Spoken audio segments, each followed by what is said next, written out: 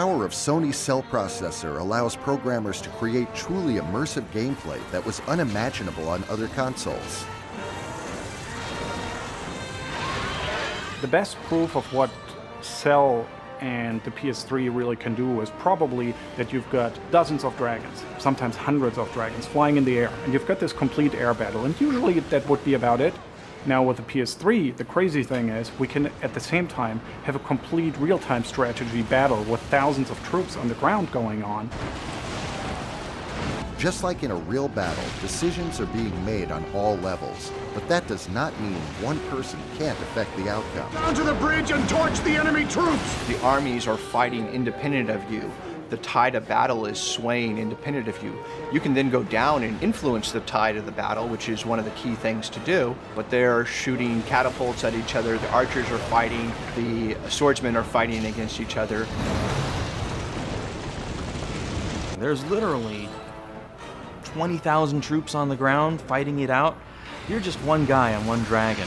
But what you do can turn the tide of battle. So at the top of the screen, you'll see a little meter, and that's your morale meter. When the player does actions that help his side's cause, his troops will get energized, and that meter will go up, and it will help you understand who's winning the battle. Keep up the assault! Your job is to figure out which things you want to affect, which aerial battles you want to become involved in, and which ground combats you want to become involved in. So at crucial moments when you see that the morale actually drops, then you have to come up with ways to boost it again. Take out lots of dragons in one swoop, go down and actually kill the front line of the enemy's group. Turn the tide!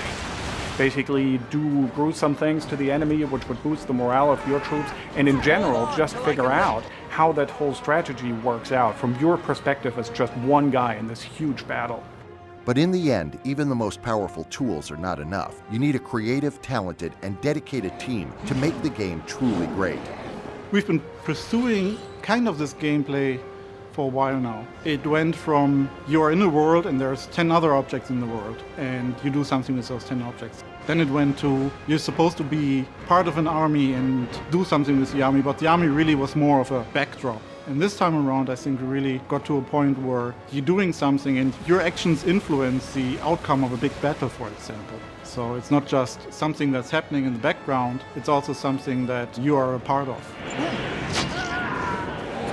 It's really pretty limitless. We're doing all of these AI features for hundreds and thousands of objects, and at the same time still have enough CPU power left that we can simulate water, physics, many things in real time. So the thing about working on PlayStation 3 is that you have this immense amount of power. The longer you work on it, the more you can get out of it. At some point, you have to finish your game. What we ended up doing, I think, was just about 90% of what we wanted to do in the end. We've been working on the hardware now since the first kits arrived, and we don't think we've even gotten to 50% of what this thing can do. We're very excited about the future.